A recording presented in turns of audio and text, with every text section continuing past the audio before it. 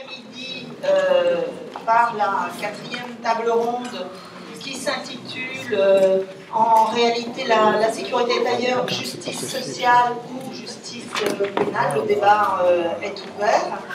Vous comprenez bien que nous avons plutôt une préférence pour la justice sociale. J'introduis très rapidement cette table ronde en présentant déjà les trois intervenants. Donc, nous avons pensé que c'était important de faire une table ronde entre guillemets politique, puisque l'appel des appels n'a pas vocation à faire directement, évidemment, de la politique, mais bien sûr, le contenu de ce que nous disons depuis plusieurs années à l'appel des appels a un contenu bien évidemment politique au sens large du terme. Et nous sommes tout à fait intéressés par les perspectives que peuvent ouvrir les personnalités politiques qui sont là, par rapport aux attaques des différents métiers, notamment du social, mais aussi du juridique, de la santé, etc. Les attaques qui émanent notamment des politiques budgétaires, des règles, des normes, du sécuritaire, etc. Donc, nous avons Benoît Hamon qui est venu aujourd'hui, Nicole Borvo, qui a été sénatrice du PCF et qui s'est beaucoup occupée des questions de liberté, de prison, etc. Et Pierre Laroutourou.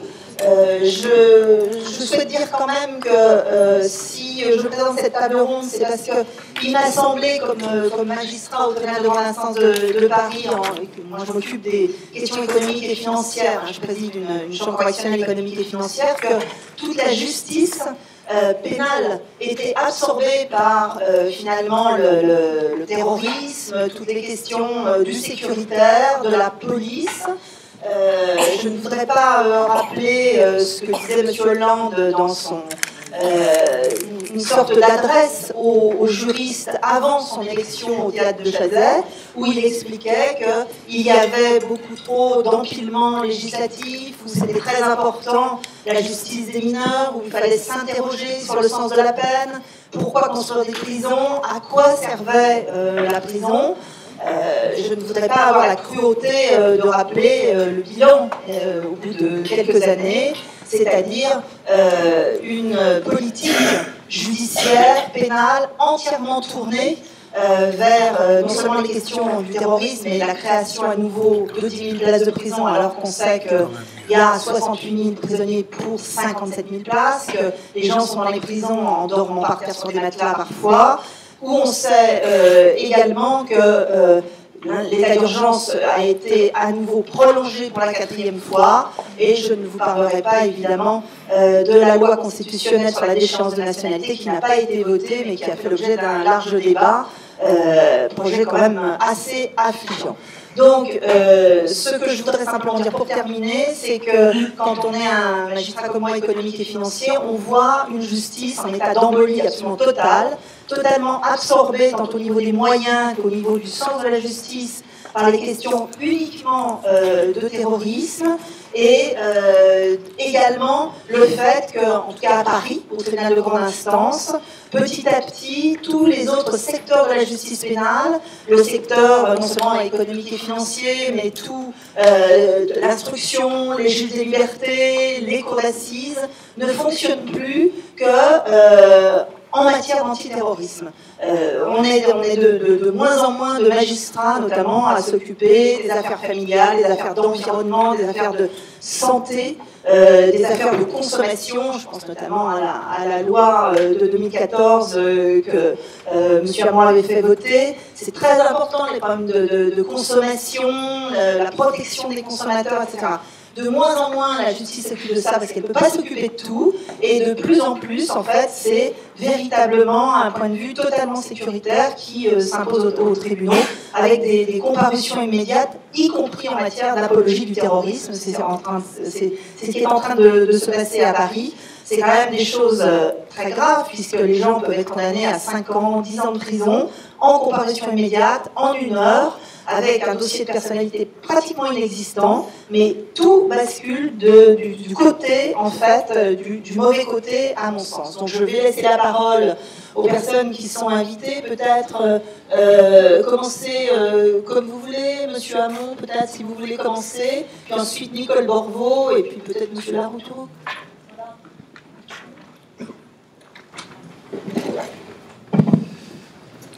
Bien, bonjour, merci à vous. J'avais, moi, compris dans l'intitulé de la table ronde qu'on nous attendait plutôt sur ou justice sociale ou pénalisation de l'exclusion. Donc je m'étais préparé à vous parler plutôt évidemment de justice sociale. Je retiens de votre introduction, d'abord je vous remercie pour l'invitation. C'est rare quand même, je le disais en rentrant pour un socialiste en l'occurrence de venir ici. Je ne suis pas venu souvent, 2-3 fois, et c'est toujours impressionnant. J'ai pas l'impression qu'on va m'y faire prisonnier, je vous rassure, mais c'est toujours impressionnant en tout cas. Voilà, je voulais vous le dire, donc je voulais commencer par évoquer ce que vous avez dit sur les 10 000 places de prison, parce que s'il est un symbole qui est une forme très mauvais symbole de ce quinquennat, c'est bien celui-là. Terminer un quinquennat sur la construction de 10 000 places de prison, outre les remarques qui ont accompagné cela, et je repense à ce qu'avait dit Adeline Hazan, qui est la contrôleur générale des lieux de privation de liberté, c'est que dès lors que vous construisez plus de places, même si l'objectif c'est de faire en sorte qu'il y ait des conditions de détention qui soient meilleures, en théorie, et que aujourd'hui la surpopulation des prisons soit réglée par ces nouvelles places, en réalité on sait que c'est un signal envoyé aux tribunaux et que ce signal en général est suivi par les juges et qu'il y aura davantage de condamnations à de la prison à raison du fait qu'on construit plus de places de prison et qu'on ne réglera sans doute pas, probablement pas, le problème de la surpopulation des prisons. Mais donc c'est un signal extrêmement négatif et un symbole extrêmement négatif qui montre que sur la question centrale aujourd'hui de l'insécurité, et notamment de l'insécurité sociale, de l'injustice sociale, des inégalités sociales, ce quinquennat sera marqué par l'échec. Alors, moi j'ai envie de parler comme un élu de banlieue qui connaît son territoire, l'a vu évoluer depuis maintenant une dizaine d'années et a vu l'évolution récente de ce territoire. Je suis élu des Yvelines, de la 11e circonscription des Yvelines, et au cœur de ma circonscription, il y a 2 communes qui sont des communes compliquées. L'une dirigée par une maire communiste qui s'appelle Nelly Dutu, qui s'appelle la commune de La Verrière, l'autre par un maire socialiste qui s'appelle Guy Malandin à Trappes, et qui sont des villes dans lesquelles on concentre à peu près 65 à 70% de logement social, un taux de chômage extrêmement élevé, beaucoup de pauvreté, des inégalités fortes, et aussi un marché ou une économie parallèle liée justement à ce taux de chômage important, une économie parallèle très importante liée au trafic du cannabis et d'autres stupéfiants. La situation s'est-elle améliorée depuis 4 ans? Non, hélas, ni sur le plan du chômage, ni sur le plan des inégalités, ni sur le plan de la prise en charge aujourd'hui des jeunes, de la grande pauvreté, de l'accompagnement des populations les plus vulnérables, puisque au diapason de la plupart des grandes collectivités locales, ce que nous avons constaté dans ces dernières années, c'est un recul de tous les dispositifs de prise en charge aujourd'hui de la pauvreté et des inégalités, qu'il s'agisse de la diminution du nombre d'éducateurs spécialisés, de la chute radicale de la prévention spécialisée dans nos territoires, des moyens en recul du secteur associatif comme de toutes les compagnies culturelles. On voit que tous les acteurs du lien social, à l'exception des pouvoirs publics, tous ces acteurs sont fragilisés, au point même que des acteurs culturels éminents, historiques, qui avaient fait la preuve de leur efficacité, de leur utilité, de leur contribution à la cohésion sociale, même les acteurs les plus on va dire les plus médiatiques, en l'occurrence dans ma ville, la ville de Trappes, il y a une compagnie de théâtre qui s'appelle Déclic Théâtre, qui avait initié les matchs d'improvisation qu'on retrouve aujourd'hui dans les collèges, dans les lycées, et dont sont sortis des gens comme Sophia Aram, Jamel Debbouze, Omar Sy, Arnaud de Samer, donc des personnalités qui ont eu un impact considérable, en tout cas ces activités culturelles sur notre territoire, au-delà de faire émerger des stars. Même ces compagnies-là, aujourd'hui, sont le couteau sous la gorge et ont du mal à fonctionner. Donc, là encore, la mesure aujourd'hui de la santé de ces acteurs du lien social, de ces acteurs culturels, montre que nous sommes dans une situation plus tendue aujourd'hui qu'elle ne l'était il y a 10 ans et qu'elle ne l'était il y a 4 ans. Ça, c'est la réalité. Quelle conclusion, moi, j'en tire? Et je vais vous adresser 2 sujets en 8 minutes. C'est ça? Le premier, j'ai cheminé longtemps, j'ai beaucoup réfléchi sur cette question, j'ai rencontré du monde, et je suis arrivé à la conclusion qu'il faut, en France, créer un revenu universel d'existence. Pourquoi je vous parle de cela? Parce que je pense que c'est le revenu universel d'existence, dès lors qu'il est attribué à toute personne à partir de la majorité, c'est une transformation, une mutation, une révolution de la même nature que la création de la sécurité sociale. Aussi importante au sens où elle change la relation des individus par rapport au travail parce qu'elle leur redonne de l'autonomie, qu'elle accompagne les mutations qui sont celles du travail, notamment par l'émergence d'un travail non salarié de plus en plus important, même si je ne crois pas au mythe de la fin du salariat, qu'elle peut accompagner un processus de réduction du temps de travail, de partage du travail qui, à mon sens, est rendu indispensable par la révolution numérique et la nécessité d'anticiper des bouleversements qui auront lieu dans notre économie et dans l'organisation de notre économie dans les années à venir et beaucoup plus vite qu'on ne l'imagine. Et c'est la raison pour laquelle je pense aujourd'hui que le revenu universel d'existence est d'une manière d'ailleurs assez simple, et c'est assez rare qu'on puisse ramasser finalement à l'intérieur d'une seule et même proposition une action qui va être une action déterminante sur les injustices et les inégalités. Je pense que le revenu universel d'existence est est un des moyens justement de travailler à ce qu'il y ait davantage de justice sociale, moins d'inégalités et à redonner du pouvoir, de la liberté et de l'autonomie aux individus. Que changerait-il, pour être très concret, si demain ce revenu universel d'existence existait? Il permet, outre de reconnaître l'existence d'un travail qui est un travail aujourd'hui bénévole, gratuit, et qui n'est absolument pas valorisé par le marché. La réalité, c'est qu'aujourd'hui, on associe souvent emploi et travail, mais on peut parfaitement travailler, produire finalement des services, rendre service à la société, contribuer à la cohésion sociale sans que cette activité ne soit reconnue nulle part. Et l'immense avantage du revenu universel d'existence, c'est qu'il donne une reconnaissance et qu'il valorise enfin l'existence de ce travail hors emploi. C'est aussi la possibilité de choisir demain de travailler moins parce qu'on aura un revenu en plus de votre salaire. Quel sera, et ce sera une des grandes questions posées aux économistes, et sur lesquelles pour l'instant la théorie n'est pas arrêtée, quel sera l'impact du revenu universel d'existence sur les salaires? On peut imaginer qu'au début ça peut baisser, on peut imaginer qu'après ça augmentera, mais en tout cas il y aura à travailler sur l'impact du revenu universel sur les salaires, mais il me semble qu'on a là quelque chose qui fait partie de ces fameuses utopies concrètes, parfaitement accessibles au regard des moyens qui sont ceux de la France et de son PIB. C'est une mesure réalisable, finançable, et elle a comme immense avantage de transformer notre protection sociale, comme de changer la nature de la relation des Français au travail, qui est une relation compliquée, puisque beaucoup de Français continuent à considérer que pour se réaliser, ils doivent travailler.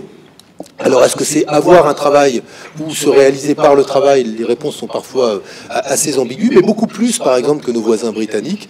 Mais il me semble aujourd'hui que, vu l'augmentation des pathologies psychiques au travail, l'augmentation de la souffrance au travail, le fait que la France se partage en, on va dire, 2 familles, ceux qui ne travaillent pas et aimeraient travailler, et ceux qui travaillent, alors certains heureux de le faire, et qui sont en général ceux qui font les lois travail, et ceux qui sont pas très heureux de le faire, ou en tout cas pas suffisamment pour vouloir travailler plus, mais plutôt pour vouloir travailler moins, et qui expriment de plus en plus aujourd'hui de souffrance dans le travail. Et vis-à-vis de cette question centrale du travail, il me semble que, outre la question de la réduction du temps de travail, du partage du travail, le revenu universel d'existence est un des moyens de changer la nature de la relation que l'on a au travail et donc de contribuer à davantage de cohésion sociale et de justice sociale. Il est clair après, si vous le voulez, on pourra revenir sur la question du financement. Et la deuxième question que je voudrais vous adresser, elle est beaucoup plus immédiate et concrète. En tout cas, elle concerne beaucoup un quartier, les quartiers, je ne vais pas dire un quartier que les quartiers de Trappes, mais moi je suis favorable, là aussi j'ai réfléchi, c'était pas immédiat, mais je suis absolument convaincu que si on veut raisonner en termes d'ordre public, je ne prends même que cette question de l'ordre public, et indépendamment des questions de santé publique, il faut légaliser le cannabis. C'était pas immédiat comme réflexion, mais au départ, je me suis dit, est-ce bien raisonnable? Mais aujourd'hui, ma conviction est faite. La violence naît de la dérégulation.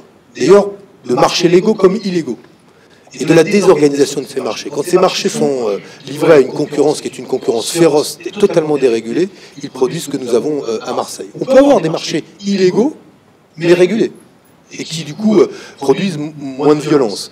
Mais en l'occurrence aujourd'hui, nous avons et la violence et l'hypocrisie et le déni vis-à-vis de la question du cannabis. Et il me semble qu'il faut que nous sortions de cette approche qui est une approche strictement prohibitive et répressive du cannabis, parce que si nous consacrons demain les moyens que nous consacrons à la pénalisation et nous les consacrons à la prise en charge et à l'accompagnement de ceux et celles qui peuvent être victimes d'addiction par le biais du cannabis, de politiques qui sont des politiques cette fois-ci de prévention, il me semble que ce sera un argent bien mieux utilisé que de contribuer aujourd'hui à financer des politiques de prohibition qui se traduisent par un résultat absolument lamentable, puisque nous sommes un des pays dans lequel la consommation de cannabis continue à augmenter et une des plus fortes en dépit d'une prohibition stricte. Et il apparaît que tant sur la question de l'utilisation du cannabis en usage thérapeutique que à la lumière des expérimentations qui peuvent exister et dont les résultats sont remarquables, je pense notamment au Portugal qui ne s'est pas contenté d'ailleurs de légaliser le cannabis, mais à légaliser toutes les drogues. Et ces résultats-là sont des résultats très probants, comme les résultats qu'on peut constater dans au moins 2 États américains qui ont décidé de remettre en cause la prohibition du cannabis. Il y a là, en tout cas, clairement une réponse aujourd'hui à un désordre qui est un désordre qui, dans ma commune, tue. Non pas les fumeurs, mais ceux qui, aujourd'hui, se livrent à ce commerce-là. Et la réalité, c'est que la prohibition, là, a montré son inefficacité la plus complète. Et je pense donc que, et je conclus par ça, que la manière pour nous de répondre à bien des désordres de la société française et de regarder les sujets qui sont sous la toise et font l'objet d'un déni ou des responsables politiques, d'une partie des élites et des politiques publiques en général depuis des années. Et la question du travail est aujourd'hui devenue une question de plus en plus centrale dans la société française, à raison de la souffrance au travail qui augmente, du fait qu'on n'a pas de travail et qu'on aimerait travailler, de la place qu'elle occupe dans la vie des gens et dans le souhait qu'ils ont de pouvoir se réaliser à travers le travail. Et donc c'est une question centrale vis-à-vis de laquelle nos réponses ne peuvent pas être celles des années 80, 90, 2000 et on ne peut pas s'en contenter.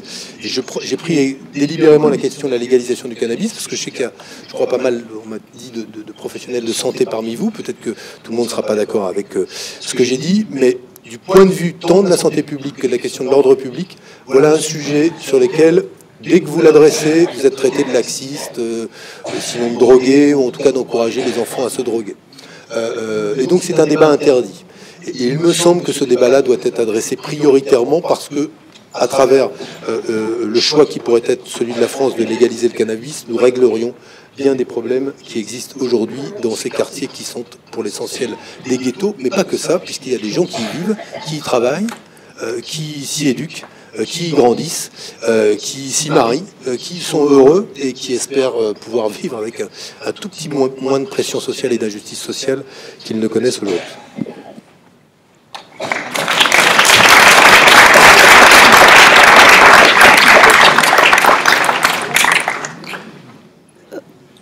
Évidemment, enfin moi je veux dire que ce ne sont pas des sujets du tout tabous. Et je crois que, enfin, pour moi, il y en a bien d'autres qui ne devraient pas être tabous.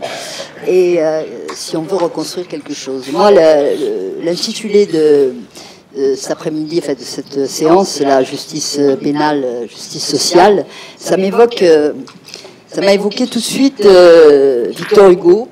Hein, c'est comme ça. Quand on ouvre une école, on ferme une prison, ou ce qu'on prête à Camus, qui n'est pas forcément de lui. Une société se juge à l'état de ses prisons. Et donc, ça évoque pour moi tous les combats pour l'égalité, la dignité, contre l'oppression, les discriminations, les injustices, les combats pour les libertés individuelles, les droits collectifs, etc. C'est-à-dire une période où des combats qui ont rassemblé quand même largement des intellectuels, voilà, mais aussi des salariés, des jeunes, et qui ont débouché sur des conquêtes démocratiques.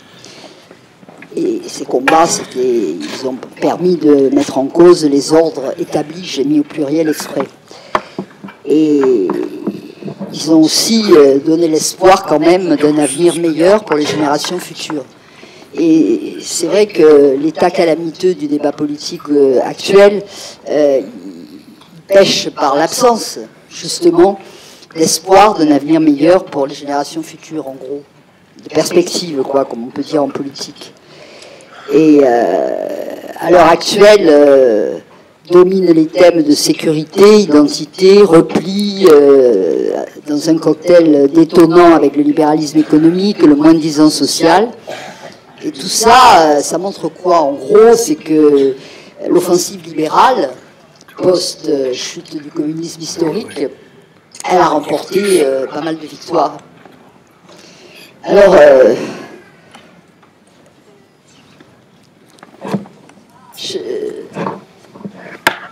j'ai relevé que Robert Reich, qui était secrétaire d'État au travail de Bill Clinton entre 92 et 97, c'est-à-dire contemporain de Fukuyama, la fin de l'histoire, il donnait une image maritime de la société.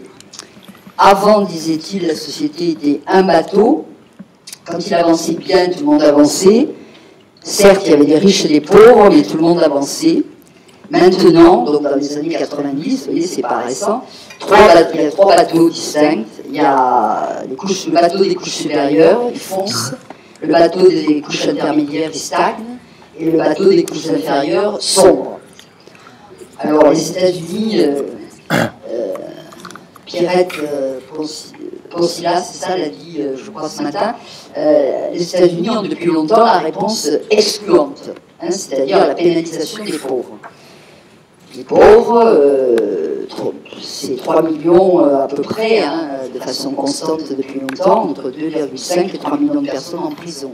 Noirs, latinos, pauvres. Après 2011, ça a été l'ultra sécuritaire. Guantanamo, bon, en quelque sorte, est venu renforcer la tendance générale depuis des décennies. C'est vrai que la droite française et européenne en général a emboîté le pas. Les États-Unis étant le modèle de Sarkozy, ministre de l'Intérieur puis président de la République, avec tout un arsenal idéologique, toujours le même, l'argent roi, la dévalorisation des acteurs publics, qui naguère étaient respectés. Alors les enseignants, avec le curé qui est mieux que l'instituteur, les juges petits pois laxistes, les services publics inefficaces, la police républicaine, la culture du résultat, les cow-boys, hein, la police des cow-boys, les syndicats à mettre au pas, etc. En fait, tout ça, avec la volonté de contribuer à plier la volonté de plier la société à l'acceptation des politiques néolibérales européennes auxquelles elle s'opposait. Rappelez-vous, en 2005, la majorité s'opposait aux politiques libérales européennes, même si elle n'est pas forcément en cohésion de toutes ces oppositions, mais il n'empêche qu'elles étaient quand même mal vues en France. Tout ça était en accord parfait avec une une évolution sécuritaire, aggravation pénale, rappelez-vous le risque zéro, dont on connaît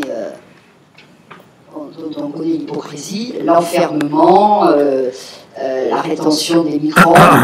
Alors certes, tout ça a suscité des actions, des luttes auxquelles ici, sans doute, nous avons les uns et les autres participé à l'époque, avec aussi les mouvements sociaux, en particulier les retraites.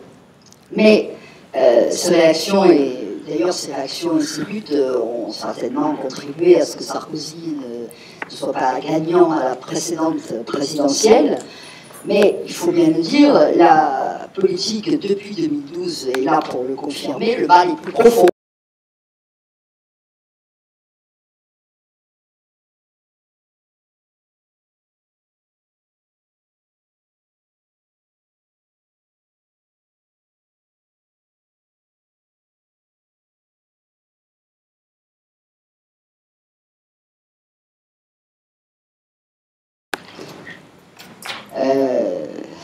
Les politiques, l'acceptation des politiques libérales européennes, c'est-à-dire baisse du coût, on parlait ce matin des mots, du coût du travail, c'est la vulgate libérale, l'exploitation internationale, la casse des solidarités, la recherche de la rentabilité immédiate. Pourquoi on fait des choses qui, effectivement, vont coûter plus cher plus tard, mais ce que recherche les politiques libérales, c'est la rentabilité immédiate. Donc, ne cherche pas à voir à long terme. Stigmatisation de certaines populations, tout ça va avec l'augmentation du nombre de détenus, passé de 35 000 à 69 000 entre les années 2000 et aujourd'hui.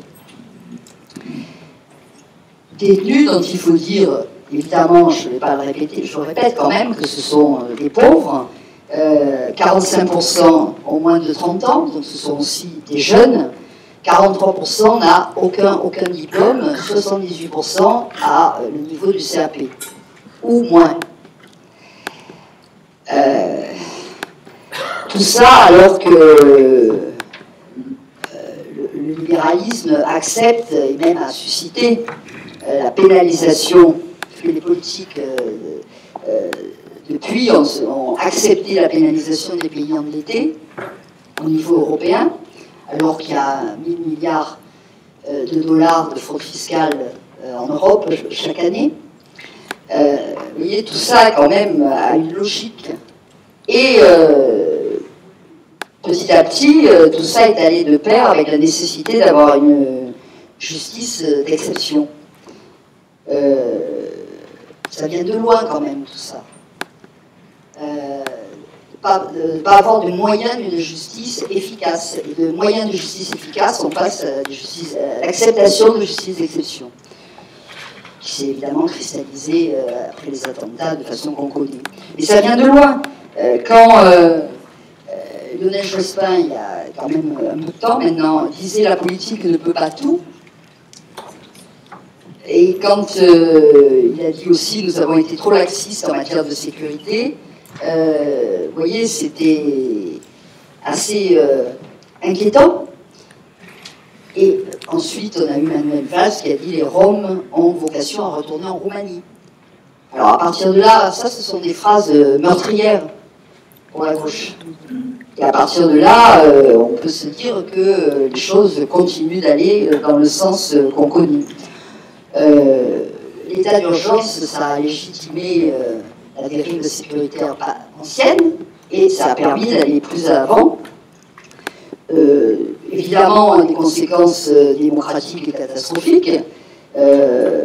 Vanessa Kodachoni, qui est un professeur de droit, disait, j'ai trouvé à très juste titre, que l'état d'urgence était une boîte à outils pour une évolution sécuritaire du droit commun. Ça n'a pas loupé. La loi de 2016 fait entrer dans le droit commun l'état d'urgence. Mais ça a légitimé aussi, ça a induit la violence contre les militants. Il y a eu 66 saisines du défenseur des droits à l'occasion de violences injustifiées. identifié, pour ceux qui ont saisi, le défenseur des droits. Après, bon, la suite dira, à l'occasion de la loi El Khomri, de manifestations contre la loi El Khomri. Mais ce qui est symptomatique, c'est que des peines de prison ferme ont été requises contre des salariés. Vous savez, moi je me réfère toujours à l'incendie du palais de justice de Rennes et du Parlement de Rennes. Bon, voilà, les peines de prison pour une chemise, ça fait quand même drôle pour les militants. Donc, voilà, et puis, donc on a évoqué notre ministre de la Justice, qui reprend le projet de 2012 de Nicolas Sarkozy, du gouvernement de l'époque, de construire 10 000 à 16 000 places de prison supplémentaires.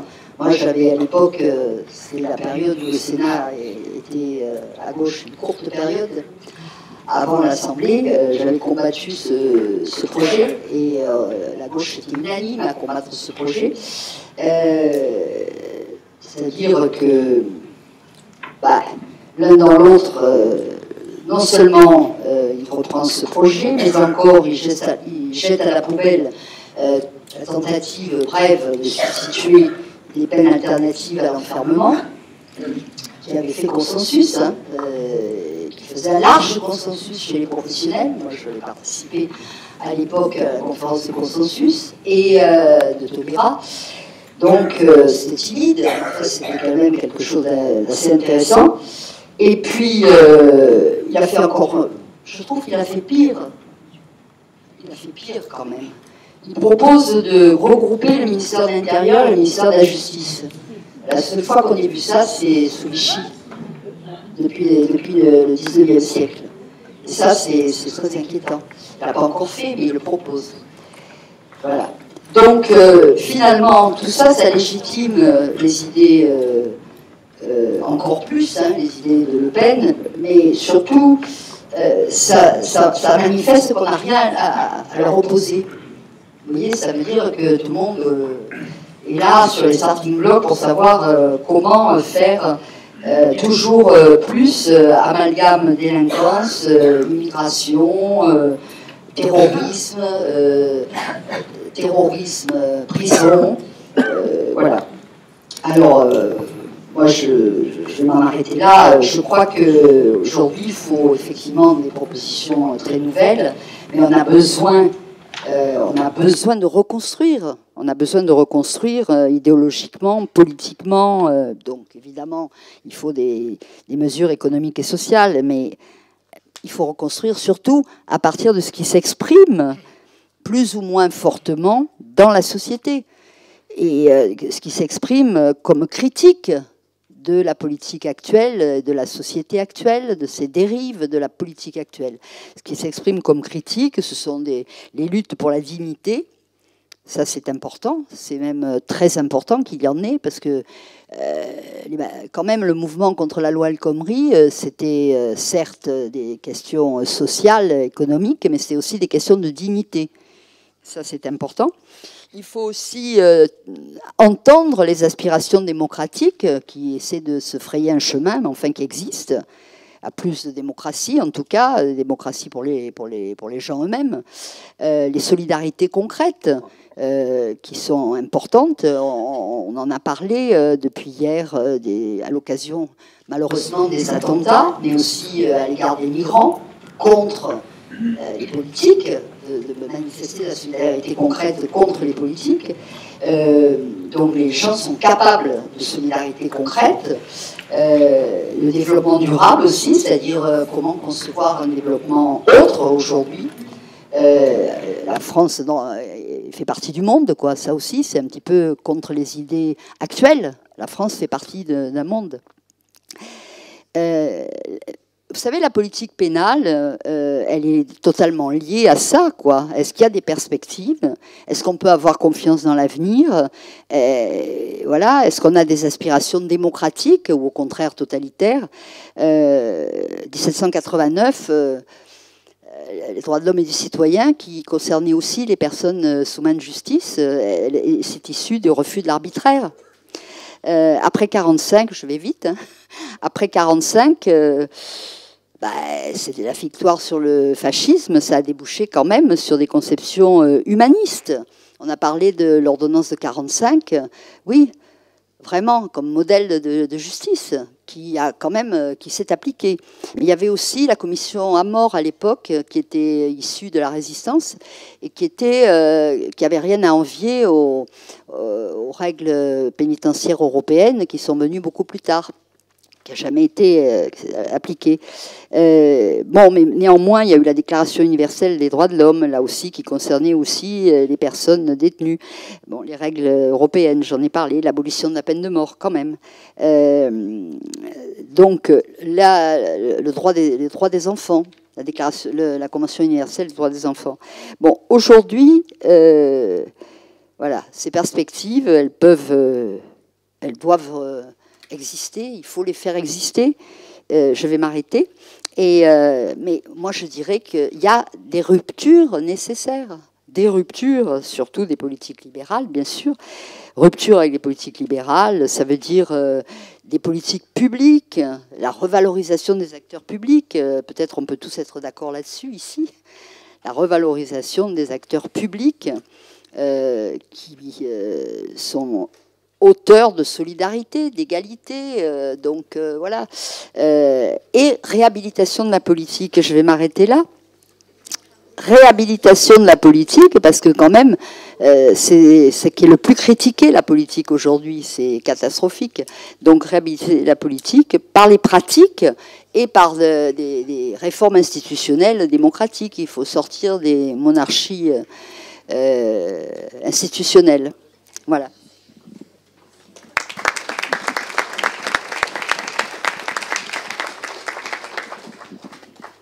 À moi.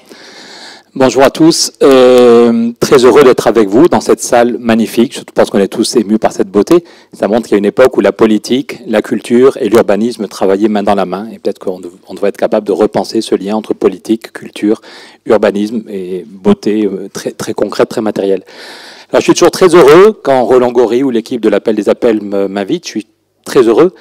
Et en même temps, aujourd'hui, je pense quand même qu'on est dans un mauvais moment. Quand je vous vois, il n'y en a pas beaucoup qui rigolent, il n'y en a pas beaucoup qui sourient. On sent bien qu'il y a un truc qui est grave, qui se passe dans nos sociétés. Et Roland est une rare personne avec lesquelles je me tais. En général, j'ai la réputation d'être assez bavard et de vouloir arrondir.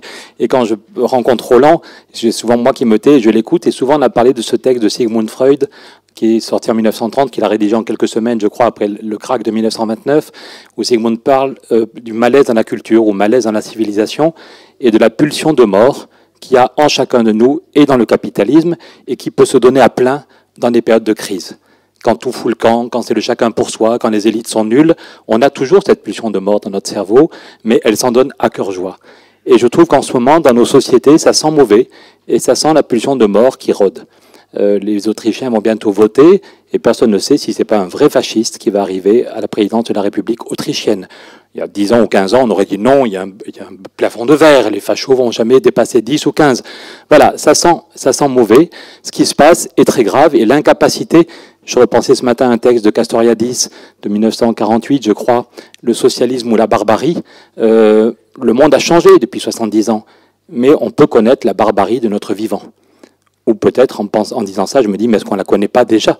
Cet été, j'ai pris 3 semaines de vacances. Combien d'hommes et de femmes et d'enfants sont morts en Méditerranée pendant que moi j'étais avec mes enfants et ma femme à essayer d'oublier tous les problèmes du quotidien et vivre la joie d'être ensemble. Mais juste en 3 semaines de vacances, combien il y en a d'hommes et de femmes qui sont morts en Méditerranée et l'Europe regarde ailleurs et est incapable et ne peut pas les accueillir. On nous explique que c'est la raison. Moi, je me souviens quand j'étais petit, on avait 3 boat people à la maison.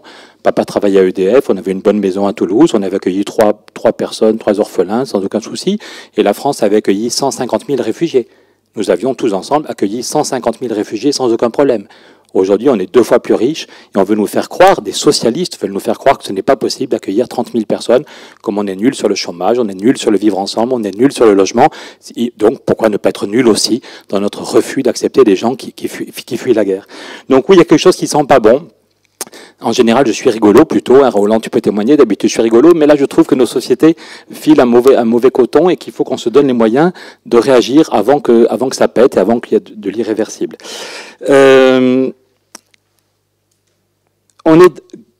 Alors, votre sujet, le sujet du débat, tu en parlais, Evelyne, tout à l'heure, justice sociale ou justice pénale, est-ce que c'est pas un peu caricatural? Est-ce que c'est pas un peu manichéen?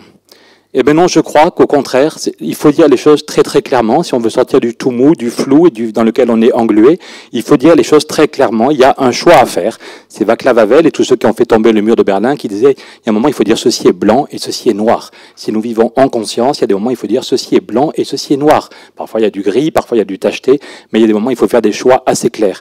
Et comme économiste, je suis venu avec mes courbes. Je sais que c'est pour ça qu'on m'invite, c'est pas pour mes causeries. Voilà l'évolution du nombre de personnes incarcérées aux États-Unis.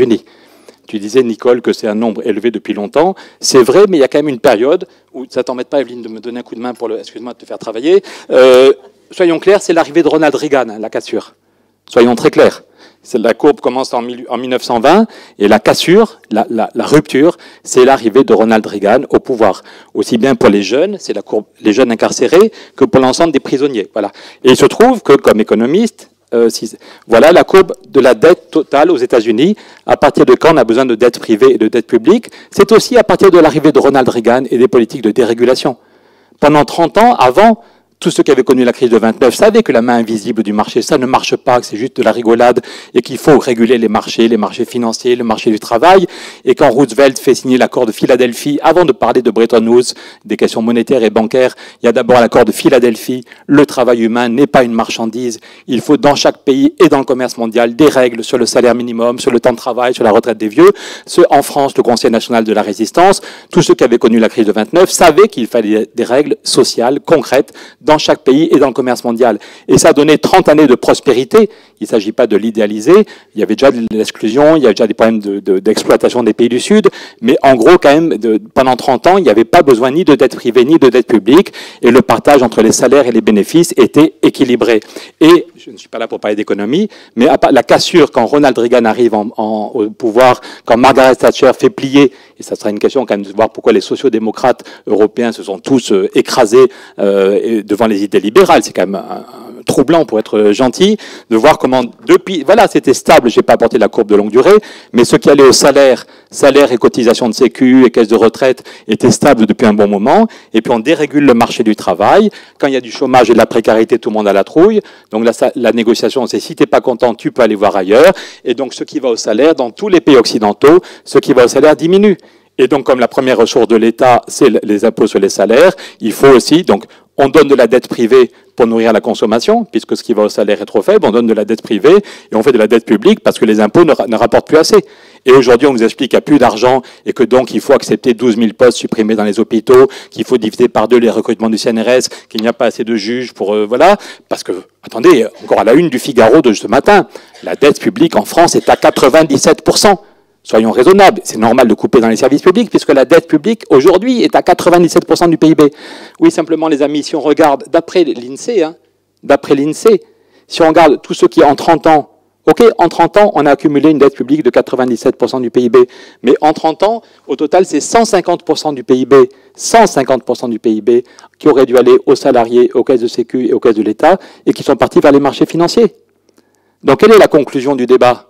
Quand le Figaro met à sa une de ce matin le fait qu'on a une dette à 97% et que donc il faut faire des coupes, 20 milliards, Juppé nous dit 20 milliards d'économies sur les retraites, 30 milliards sur les collectivités, 30 milliards sur la Sécu, est-ce que c'est la seule conclusion ou est-ce qu'au contraire, par la fiscalité, par la lutte contre les paradis fiscaux, par une taxe Tobin et en rééquilibrant le marché du travail, est-ce qu'il ne faut pas plutôt récupérer une bonne partie des 150% qui sont partis vers les marchés financiers? Donc oui, votre débat n'est pas caricatural, je n'ai pas le temps de développer, mais les courbes, le chômage et la précarité qui augmentent et qui déséquilibrent la négociation sur les salaires, qui donc déstabilisent les services publics, la courbe dans le pays qui sert de modèle à la plupart de nos grands chefs, qu'ils soient à l'UMP ou qu'ils aient encore leur carte au PS, je ne mets pas tous les socialistes dans le même bain, mais oui, le modèle c'est les États-Unis et on voit bien comment les courbes sont exactement les mêmes du chômage, de la précarité et du nombre de personnes qu'on envoie en prison parce que voilà, on parle de liberté, d'égalité, de fraternité, mais en fait on s'en fout et c'est chacun pour soi, y compris dans les sphères dirigeantes. Alors, ces dégâts sont d'abord quantitatifs. Les dégâts du capitalisme dérégulé sont d'abord quantitatifs. Et comme économiste, c'est le plus facile pour moi de causer des dégâts quantitatifs. 150% du PIB. 150% du PIB qui sont partis vers les marchés financiers en 30 ans, c'est quand même juste énorme. Hein. Et parfois, on a peur de passer pour un vieux marxiste quand on dit ça. Ce graphique est sorti d'un bouquin que j'ai fait avec Michel Rocard. Et on écrivait « Ceci n'est pas une crise, c'est un hold-up ». Voilà, même Michel, qui n'était pas un vieux gauchiste, écrivait « Ceci n'est pas une crise, c'est un hold-up » quand 150% du PIB, sans aucun débat. Dans un des premiers bouquins avant qu'il soit connu, Thomas Piketty montrait que la dernière fois qu'il y a eu une grande réforme sous Pierre Mauroy, il a fallu des mois et des mois d'engueulade à l'Assemblée pour faire une réforme fiscale qui avait permis de basculer 0,3% du PIB, 0,3% du PIB vers les salariés. Voilà. Et depuis, sans aucun débat, la dérégulation et la peur du chômage ont fait reculer la part des salaires de 10 points, 30 fois plus. Je ne sais pas si vous voyez ce que je veux dire, mais la dérégulation est responsable d'une contre-réforme fiscale au profit des actionnaires et au détriment des salariés. Cette contre-réforme est 30 fois plus importante, ce recul est 30 fois plus important que la dernière fois que la gauche avait fait une réforme fiscale courageuse. Après des mois et des mois d'engueulade à l'Assemblée, Pierre Mauroy avait tenu bon et avait fait basculer 0,3% du PIB vers les salariés. Donc les dégâts sont d'abord matériels, quantitatifs. Oui, il n'y a plus d'argent pour les services publics. Oui, il y a des millions de gens qui n'ont pas de quoi vivre. Et même le FMI, depuis 2 semaines, dit qu'on est d'abord dans une crise de la demande. C'est dommage que nos grands chefs n'écoutent pas. Même le Christine Lagarde dit le problème n'est pas la compétitivité, mais la demande. L'ensemble de la planète souffre du fait qu'il y a trop de chômage, trop de précarité, trop de petits boulots, et que ce qui va aux salariés est trop faible, et ce qui va aux actionnaires ne savent plus quoi en faire. Donc c'est d'abord des débats quantitatifs, mais d'un point de vue qualitatif, on voit bien comment c'est le lien social, le lien humain, la qualité de vie, le vivre ensemble qui sont altérés, et une souffrance personnelle. J'en parlais, je ne suis pas psychiatre, je ne suis pas psychanalyste, mais on sent bien qu'on est d'abord dans une crise anthropologique avant d'être dans une crise économique et sociale. Mais la question de l'identité, il ne faut pas la laisser au Front National. Il y a bien une question fondamentale, et ce n'est pas le problème d'avoir si on est issu des Gaulois ou de la Révolution. C'est quelle est la dignité de l'homme aujourd'hui? On nous a appris à l'époque qu'on était des homo sapiens sapiens. On nous a dit qu'on était des êtres pensants, mais on a l'impression, est-ce que l'homme est encore capable de dignité? Est-ce que l'homme et la femme sont encore capables de maîtriser leur avenir? On a l'impression qu'on est ballotté d'une crise à l'autre et que nos dirigeants devraient être les meilleurs d'entre nous et qui sont nuls et qui nous prennent pour des couillons. Quand Michel Sapin, mais c'est 1 parmi 50, quand Michel Sapin dit la crise est finie, la croissance revient, et que le lendemain, l'INSEE nous dit que la croissance a été négative, façon de dire que l'activité recule, on se dit, mais il nous prend pour des couillons. Il nous prend pour des couillons. On nous avait appris qu'on était des sapiens sapiens, il nous donne l'impression qu'on est des couillons couillons. Non mais je le dis avec mes mots de béarnais agronome et donc des psychiatres, mais je pense qu'il y a une souffrance anthropologique et qui nous renvoie les failles narcissiques dont parlait Sigismund. On a tous connu les 3 failles narcissiques, mais je pense que la nullité de nos dirigeants, et en plus quand ils se prétendent socialistes, en principe le socialisme, c'est pas d'abord la part des prélèvements obligatoires ou du secteur public, c'est est-ce qu'on mise sur l'intelligence et sur la fraternité. Quand on lisait Jaurès, tout le monde, il était agrégé de philo, mais tout le monde se disait, ce mec ne me prend pas pour un imbécile. Il parle à mon intelligence et il mise sur la fraternité. Et ceux qui nous dirigent aujourd'hui, sont-ils capables de parler à notre intelligence et de miser sur la fraternité? Donc, oui, la question, tu parlais de la dignité, la réponse à la loi El Khomri, d'abord, c'était « on vaut mieux que ça ». On vaut mieux que ça, avant de dire que l'article 32 est scandaleux et que l'article 8, même l'UMP n'avait pas osé, mais d'abord, on vaut mieux que ça. Et la façon dont le système nous traite et la façon dont on donne l'impression que l'homme et la femme ne sont plus capables d'une souveraineté sur leur vie personnelle et d'une souveraineté collective, c'est le responsable d'une souffrance. Et alors, chacun souffre dans son coin, ou essaye de fuir, ou alors cherche un bouc émissaire pour exprimer sa souffrance.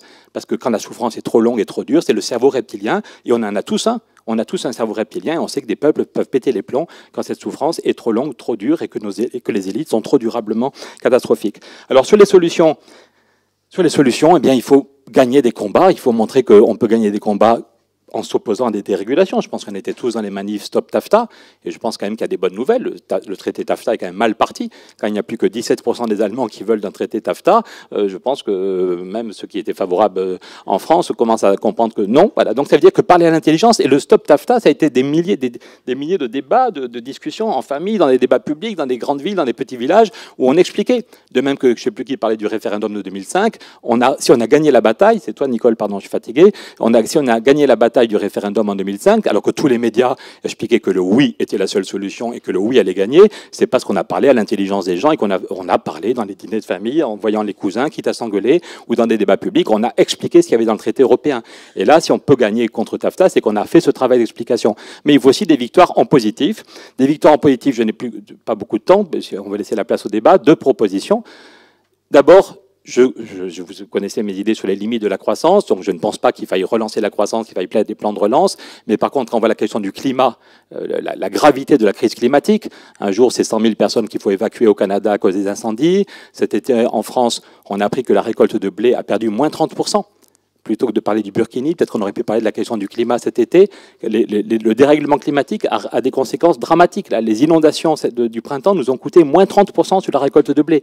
On a du pot que l'Ukraine ait fait une bonne récolte, hein, parce que sinon, je ne sais pas comment on fait pour vivre dans des sociétés où on a tous envie de manger tous les jours. Voilà. Donc, est-ce qu'on prend au sérieux la question du climat? Et est-ce qu'au niveau européen, on met la création monétaire au service d'un plan Marshall pour le climat? Tous les mois, je vais à Bruxelles. Encore demain, je suis invité du Congrès des socialistes belges. Ils me demandent de parler du temps de travail. Je vais parler du temps de travail, mais je vais aussi parler du climat et du fait qu'il faut un plan Marshall. Quand la Banque Centrale Européenne, quand Mario Draghi dit qu'il va créer 1000 milliards, il y a un tabou qui est tombé, Mario Draghi va créer 1000 milliards. Est-ce qu'on les met pour les banques et les marchés financiers? Mario Draghi veut les mettre sur les marchés financiers en espérant que les marchés financiers vont être gentils et vont relancer l'activité. Mario est resté très jeune. Moi, j'ai cru au Père Noël jusqu'à 4 ans, et lui, à 65 ans, il y croit encore. Si on donne 1000 milliards au marché financier, non, mais c'est plutôt sympa, cette jeunesse d'esprit. Donc, il pense qu'en donnant encore et encore au marché financier, voilà. Nous, on se dit que les 1000 milliards, il faut qu'il y ait un contrôle démocratique et qu'il faut les mettre sur un plan Marshall, et que pendant 20 ans, chaque pays ait de quoi vraiment prendre au sérieux la question du climat, qu'on ait 2% du PIB, la France, l'Allemagne, la Grèce auraient chaque année 2% du PIB à taux zéro pour isoler les bâtiments, développer les énergies renouvelables. Ça peut créer 5 millions d'emplois au niveau européen, et c'est sans doute le seul moyen, on a fait un papier là-dessus avec Jean Jouzel, c'est sans doute le seul moyen d'éviter une catastrophe climatique. Et deuxième sujet fondamental, je vais finir là-dessus, la question du temps de travail. J'ai été très heureux hier parce que toutes les forces de Belgique sont en train de se rassembler, les syndicats, tous les syndicats, les mouvements de jeunes, il y a 10 mouvements de jeunes qui sont en train de se rassembler, les socialistes et les écolos, autour de la semaine de 4 jours, en disant il faut que le fruit de notre intelligence... Vous pouvez applaudir si... Les Belges sont parfois les plus rapides et plus intelligents que nous. Nous faisons des grosses blagues sur les Belges. J'ai eu hier soir l'affiche, vous voyez, 4 jours, la semaine de 4 jours en 32 heures, et tous les mouvements progressistes convergent. Là, on m'a dit, c'est la première fois, je suis retourné avec Philippe Martinez de la CGT dans 15 jours à Liège, où il y a les jeunes socialistes, les jeunes écolos, les jeunes du Parti des travailleurs, les jeunes cathos, les jeunes ouvriers, les jeunes des 2 syndicats. Et le point commun, c'est qu'il faut lancer et gagner la bataille culturelle et la bataille concrète sur la semaine de 4 jours, avec comme beau slogan, donc la semaine de 4 jours en 32 heures, le partage ou la barbarie. Je parlais de Castoriadis, le partage ou la barbarie. La réponse, oui, ça n'est pas manichéen, de même que votre débat n'est pas manichéen. Il y a un moment, il faut choisir. Soit on continue avec un partage du travail et un partage des revenus qui est imposé par le marché, et on va arriver à la barbarie, et ça peut aller très vite. Soit on est capable d'avoir un partage plus civilisé, du travail, des revenus, un partage du pouvoir, ça avec le non-cumul des mandats, un partage de l'accès à la culture, comment faire que le temps libre soit vraiment un temps libéré. Huxley disait, en l'an 2000, on travaillera 30 heures par semaine et la plupart des gens passeront leur temps libre à regarder des pubs et des pornos en buvant du Coca-Cola. Donc, je n'ai rien contre les pubs, je n'ai rien contre les pornos, même si parfois le scénario est un peu répétitif. Je n'ai rien contre le Coca-Cola, mais honnêtement, ça ne fait pas un projet de société. Donc, est-ce qu'on est capable de se battre pour relancer le débat sur le temps de travail? Parce que sinon, c'est le marché qui va répartir le travail avec de plus en plus de petits boulots, un émiettement du travail et de plus en plus de burn-out pour ceux qui travaillent trop. Donc, est-ce qu'on est capable de relancer ce débat sur le fond, de négocier de façon intelligente en Belgique, en France, en Allemagne, et puis aussi d'avoir un vrai débat sur qu'est-ce qu'on fait du temps libre pour que ce soit un temps de vivre moi, vivre ensemble, vivre plus, et sortir du tout économique et du fait qu'il n'y a que l'économie et la consommation dans la vie. Je m'arrête là-dessus, mais je pense qu'il faut qu'on se rassemble pour gagner ces combats. Merci.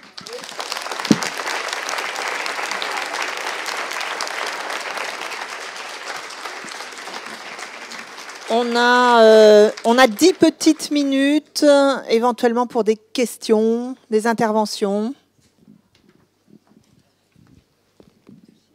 Et j'ai le micro. Il faudrait qu'il marche.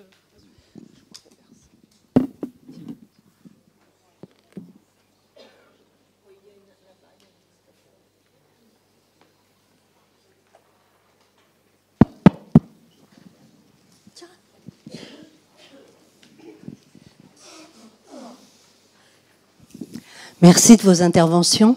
Merci des rappels de Sigmund Freud qui, en certaines périodes, peuvent nous servir. Moi, je travaille en psychiatrie. Je suis psychanalyste en psychiatrie. C'est dur. Surtout la psychiatrie, pas tellement la psychanalyse. Et j'entends dans ce que vous dites quelque chose qui me rappelle ce que nous vivons aussi dans le travail tous les jours. C'est, on pourrait dire, un éclatement des structures, une disparition des structures, parce qu'effectivement, un programme socialiste qui ferme les hôpitaux service par service et qui propose maintenant aux médecins nouveaux des CDD de 3 mois en psychiatrie, Sainte-Anne, hôpital Sainte-Anne, le fleuron de la psychiatrie française, soi-disant, est le fleuron de la dérégulation et le fleuron du libéralisme. Alors, je crois que nous avons plusieurs problèmes énormes. Je suis d'accord avec Monsieur Larouteroux. Je crois que le temps de travail fait partie des choses fondamentales et que c'est pour ça qu'autour de la loi travail, il y a eu une telle mobilisation. Il n'en reste pas moins que nous avons un gros problème politique de regroupement de la pensée autour des différentes manifestations politiques et sociales qui existent dans ce pays depuis des mois. Que ce soit Notre-Dame-des-Landes, que ce soit la loi travail, que ce soit toute la nuit debout, que ce soit... Nous sentons bien qu'il y a des gens qui essaient de trouver des façons de résister à cette espèce de bulldozer qu'est le libéralisme, mais nous sentons bien aussi que le gouvernement ne nous aide pas, et c'est le moins qu'on puisse dire. C'est-à-dire qu'on est sur 2 fronts quand même. Un qui était le libéralisme, ça on le connaît depuis longtemps, on avait donné juste avant avec Sarkozy à fond la caisse, etc. Mais quand, j'ose même plus dire la gauche, le PS est arrivé au pouvoir, il en a rajouté plus qu'une louche, 2 louches, 3 louches dans la déconstruction des choses. Et que ce soit dans la santé, moi je parle de ce que je connais, dans la santé c'est un drame absolu. Absolu, je pèse mes mots, que tous ceux qui sont ici évitent d'être hospitalisés s'ils le peuvent. En ce moment, c'est juste dangereux. La partie la plus visible de la chose, c'est le nombre de suicides et le nombre de morts quand même, qui commencent à arriver dans nos hôpitaux, qui sont absolument non pas liés au manque de qualification des gens, mais liés à une surcharge de travail folle. Qu'est-ce qui empêche, quand je vais partir à la retraite, j'ai 60 ans, de créer un poste pour me remplacer? Si ce n'est une conception politique de la vie, si c'est anthropologique de la vie, comme vous l'avez dit, c'est-à-dire une vision de ce qu'est le socialisme. Pourquoi ? Parce qu'il y a des choix à faire. Il y a des choix à faire, et à mon avis, le choix d'une société qui aurait des optiques socialistes, ce serait l'éducation et la santé. Et d'arrêter de penser que l'éducation et la santé, ça doit être rentable. Donc ça, c'est une question de fond. La justice doit être rentable aussi. Mais je rêve. Ça veut dire quoi ? Ça veut dire, comme vous l'avez dit, qu'il y a juste des pans entiers de la justice qu'on ne peut plus traiter. Ça nous amène très, très tranquillement, sans qu'elle n'ait rien à faire, vers une politique qui plaît à certains du côté de l'Autriche, vous avez dit, mais en France, à l'extrême droite. Marine Le Pen, elle n'a rien à faire. Rien. En ce moment, elle regarde et elle sourit. Je pense que nous sommes dans une situation très grave parce qu'il faut refonder ce qu'on appelle la gauche, avec d'autres mots, avec etc., mais avec en tout cas la même ligne de pensée que vous avez décrite. Est-ce qu'on travaille pour quelques-uns ou est-ce qu'on pense pour la majorité ? Et ça reste le fond de la question. Après, il y a comment on trouve des débouchés politiques à ça, parce que les élections sont dans 6 mois et on est quand même pas très calés ni les uns ni les autres. Moi, j'ai été militante, je suis militante syndicale, j'ai jamais eu la question de me dire waouh. Alors là, je vais voter, je vais pas voter. J'entends mes collègues autour de moi qui veulent aller voter aux primaires pour aller voter Juppé de la droite pour que Juppé soit là plutôt que Sarkozy. Le débat politique, il dégringole de jour en jour. Comment est-ce que l'appel des appels, la nuit debout, les syndicats, etc., les forces vives de la pensée, moi je dirais, j'espère, peuvent reprendre la main. Moi, je trouve que l'exemple que vous donnez des Belges, il est juste formidable. On se met ensemble et on trouve 1, 2, 3 points sur lesquels, hop, on avance. Mais ça, dans notre beau pays, depuis les Jacobins, ça a l'air très, très compliqué. Merci beaucoup. Peut-être juste...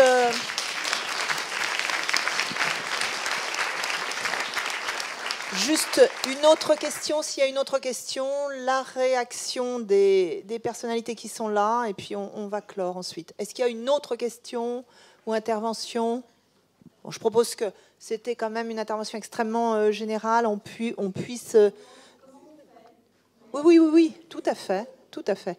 Donc, je vais passer la parole aux intervenants. Juste, madame, vous précisez que dans la justice aussi, il y a de la précarité, puisque les juges de proximité maintenant sont en fait des juges en CDD. Hein. Il faut savoir que ça existe aussi.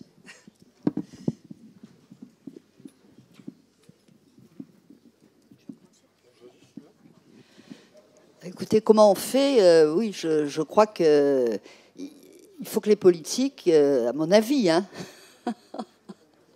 les politiques qui se réclament d'un changement, déjà, possible, nécessaire, regardent ce qui se passe dans la société.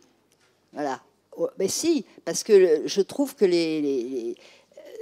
si, vous avez parlé de la Belgique, voilà, il y a des gens qui se mettent ensemble et qui débouchent sur quelque chose. Mais dans cette société, en France, peut-être que les politiques n'en sont pas là, j'en sais rien, je voudrais bien que oui, mais en France, il se passe aussi beaucoup de choses. Et au travers de ce qui se passe, on peut dessiner quand même les contours d'un rassemblement large pour un changement politique, me semble-t-il. Le problème, c'est de ne pas plaquer sur la société des choses qui ne sont pas déjà sous-jacentes.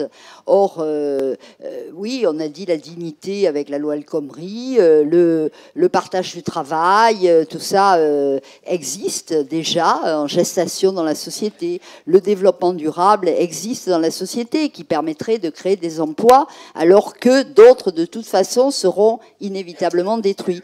La question des acteurs publics, quelquefois, elle est quand même bien sous-évaluée ou en tout cas non dite par les politiques. Pourtant, c'est quelque chose d'indispensable. On a dévalorisé les acteurs publics pendant des années.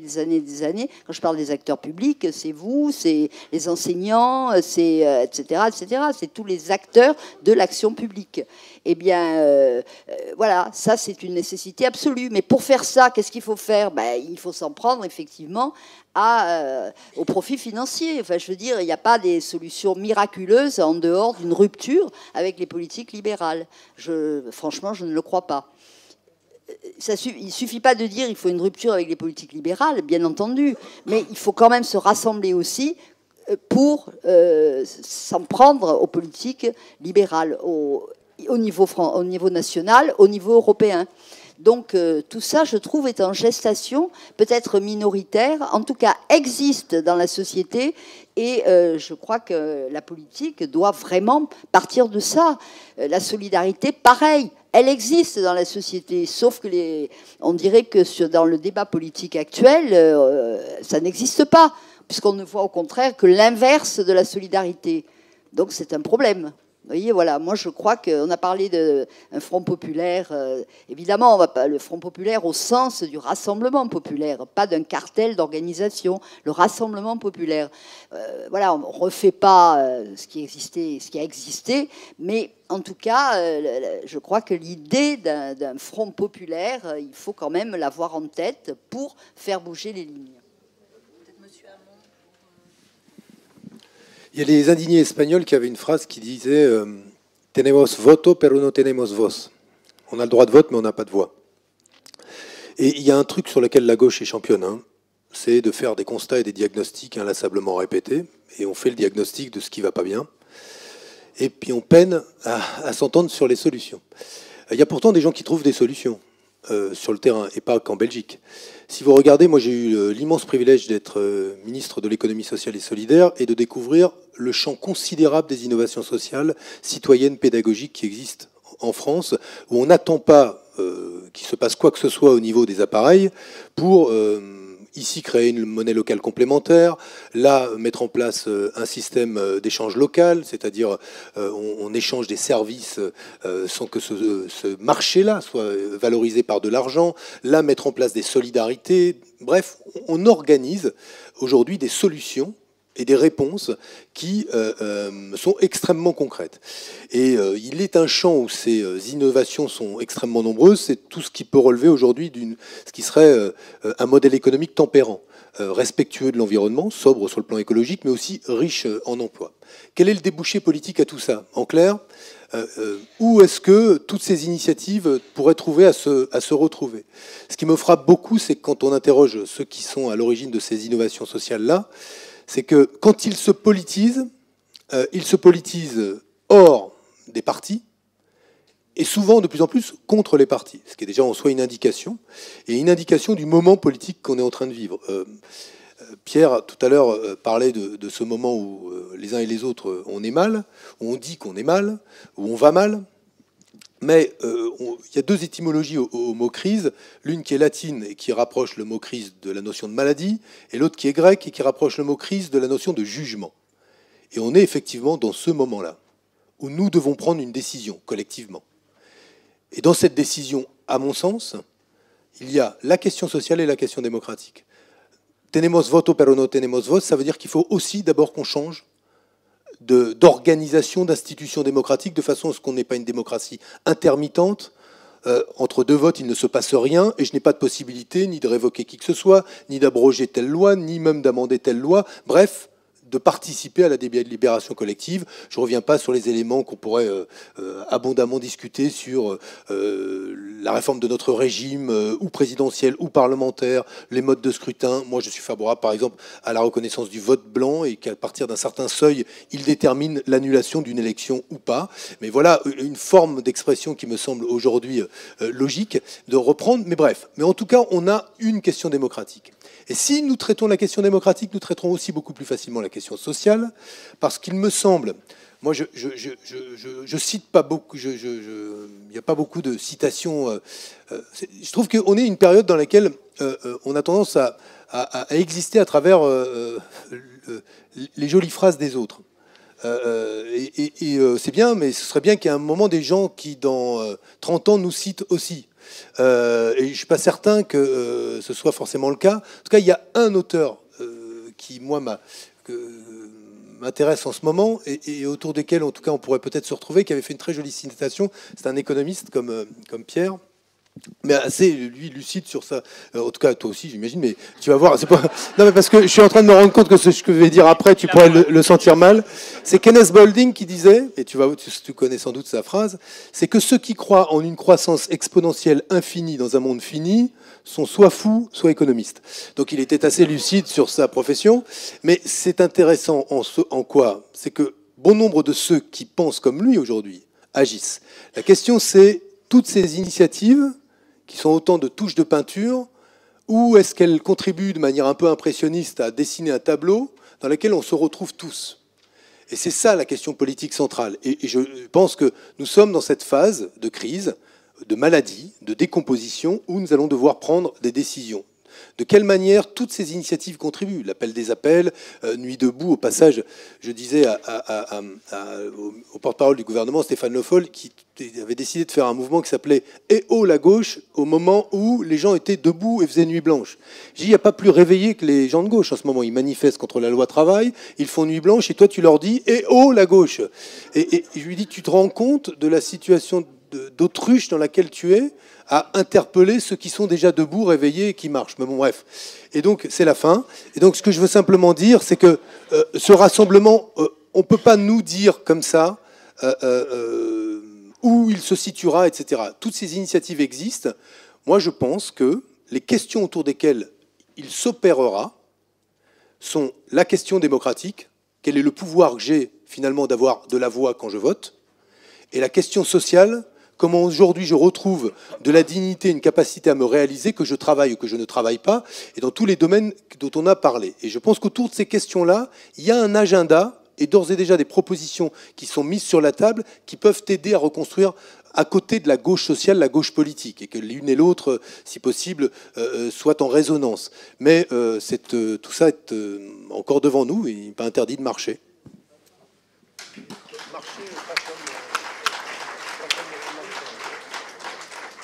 Les problèmes de stratégie et de débouchés devraient nous occuper jusqu'à 2 h du matin si on voulait être... voilà, mais je n'ai que 2 minutes maximum. Je me souviens d'une discussion avec Laurent Pinatel de la Confédération paysanne. On était à Amiens, on était plus de 400 devant le palais de justice pour soutenir les copains de la Confédération qui avaient démonté l'usine des 1000 vaches. Et en sortant, il me disait, mais c'est incroyable comme ça nous fait du bien de voir cette convergence joyeuse des centaines de personnes, de l'appel des appels, du syndicat de la magistrature, de 4 ou 5 partis politiques différents, des écolos, des plein de réseaux, des gens qui travaillent. Et il y a une convergence joyeuse. Et Laurent disait, dans une discussion entre copains, il faudrait arriver à avoir la même convergence en matière politique. Mais c'est une discussion entre copains, et je pense qu'il ne le dirait jamais, même devant une vidéo, tellement en France, on a fait une paroi électrifiée entre le mouvement social, les syndicats et les politiques. Voilà. Donc, et on en crève, je pense. On est capable, il y a quand même eu des progrès depuis 10 ans, on est capable de converger, et je pense que 2005, la question du référendum, nous a aidé à converger, et donc on est très bon pour converger devant les palais de justice, à Notre-Dame-des-Landes, tu en parlais tout à l'heure, contre TAFTA, mais par contre, il y a une trouille d'être vus ensemble quand on parle de politique. Par contre, si Juppé est élu et qu'il dit, comme il avait fait, qu'il va faire par ordonnance 30 milliards d'économies sur les retraites, 30 milliards de services publics, je pense qu'on sera de nouveau dans la convergence pour se faire lacrymogénéiser devant le... Voilà. Donc je pense qu'il y a juste 6 mois là où on veut plus se montrer ensemble, où on ira voter dans l'isoloir en se demandant quel est le scénario le moins catastrophique, et après ça, qu'on se retrouvera ensemble dans les manifs pour se faire bombarder de lacrymogènes parce qu'on sera furieux, et que tout ce qu'on peut dire sur la 6e République et des nouvelles pratiques démocratiques, si c'est Juppé ou Le Pen qui arrive au pouvoir, je ne suis pas sûr qu'ils mettent en place le non-cumul des mandats, la révocation, et voilà. Donc il y a quand même un vrai sujet, comment est-ce qu'on arrive à faire converger, pas dans... Et la plupart des gens de gauche ont renoncé à 2017, soyons clairs. Plein, je ne vais pas donner de nom, je vais me faire des ennemis, mais se disent qu'après tout, pour l'année prochaine, c'est foutu, et qu'on vise 2022 en pensant qu'il y a un mouvement de balancier tranquille, qu'avec le cumul des mandats, ils sont cool, ils gagnent 8 000, 10 000 par mois, et que c'est cool, et que pendant 5 ans, on laisse la droite au pouvoir, et que le balancier reviendra vers eux. Je n'en suis pas sûr. D'abord, il y a une souffrance aujourd'hui. Il y a 15 000 personnes qui meurent chaque année. Chaque année, le chômage fait 15 000 morts. Donc, il y a une souffrance au quotidien. Et je ne suis pas sûr du tout, vu l'évolution des mentalités, que là, on est dans une société inflammable. Et je ne suis pas sûr du tout, si on laisse le pouvoir pendant 5 ans et que la gauche se divise. On voit en Allemagne comment la gauche est divisée. La stratégie d'Oskar Lafontaine, les gens du SPD et d'Oskar Lafontaine ne veulent plus se parler. Du coup, on laisse Merkel au pouvoir, alors que le total de la gauche est largement devant la CDU. Mais donc, je pense qu'on joue avec le feu, qu'on joue au couillon tous, en étant chacun dans sa chapelle. La caricature, c'est l'autre jour Luc Carvounas, le bras droit de Manuel Valls, qui dans Libération disait « Mais pourquoi accélérer? Notre objectif a toujours été 2022. » Donc lui, il le dit clairement, mais il y en a plein qui ne le disent pas, mais qui en fait visent 2022. Moi, comme citoyen, comme père de famille, comme agronome, je ne suis pas économiste, je suis un des élèves de René Dumont, je pense qu'on ne peut pas prendre le risque de faire une croix sur l'année prochaine et de penser que le balancier reviendra. La question de la dignité de l'homme, la question est-ce qu'on est capable de construire une Europe à quelques-uns. On parlait voilà, un des textes qu'on a fait avec Stéphane Hessel pour lancer l'idée d'un traité de l'Europe sociale. On disait qu'il fallait très vite, c'était en 2003, un traité de convergence sociale pour avoir une Europe politique, ne serait-ce qu'avec 9 ou 10 pays, pour être capable de construire la paix. Que ceux qui avaient signé les accords d'Oslo en 93, les accords d'Oslo, ils ont été négociés en Europe, et on pensait que la paix était possible. Ils ont demandé à l'Europe de les aider. C'était en 93, on est en 2016, il n'y a toujours aucune capacité de diplomatie. Et si on n'est pas capable de faire naître une Europe politique avec un contrôle des citoyens, on laissera la Russie, la Chine et les États-Unis comme seule puissance mondiale, et c'est pas sûr que ce soit vraiment drôle. Donc il y a une urgence qui fait que moi, je ne me résigne pas à attendre 2022, parce que voilà, le Front National monte, et je ne suis pas sûr que... Donc je pense qu'il faut qu'on arrive à converger pour l'année prochaine, et qu'il y a la question des primaires est fondamentale. Corbyn a eu le courage d'aller au combat contre le New Labour de Tony Blair. Il est allé dans la primaire. Certains lui ont dit qu'il allait se corrompre. Et il est allé au combat. Et il a gagné le combat contre le New Labour. Il a redonné le goût de la politique à plein de gens. Sanders n'a pas gagné, mais il a repolitisé le débat. Donc je pense qu'une des pistes quand même, c'est pour en finir avec la Ve République. On est dans la Ve République. Si on veut en finir avec la Ve République, il faut arriver à ce que ce soit une équipe. Il n'y a pas un homme providentiel ou une femme providentielle. Et c'est une bonne nouvelle. Le fait qu'il n'y ait pas d'homme providentiel ou de femme providentielle peut être une bonne nouvelle si dans les semaines qui viennent et les mois qui viennent, on arrive à faire converger nos réseaux et se mettre d'accord sur 15 propositions. Je ne donnerai pas de nom, mais cet été, j'ai vu le responsable d'une grande ONG qui me dit on est vraiment nul si on n'arrive pas à se mettre d'accord sur 10 ou 15 propositions. Il y a le temps de travail, il y a le climat, il y a des moyens pour les services publics. 10 ou 15, une campagne, un projet de société, ça se voilà, et qu'on est capable pas. On mettra le nom de quelqu'un sur le bulletin de vote, parce que dans la Ve République ou dans une primaire, il faut mettre le nom de quelqu'un, mais ce sera une équipe qui fera campagne. Sinon, on va vers un effondrement généralisé.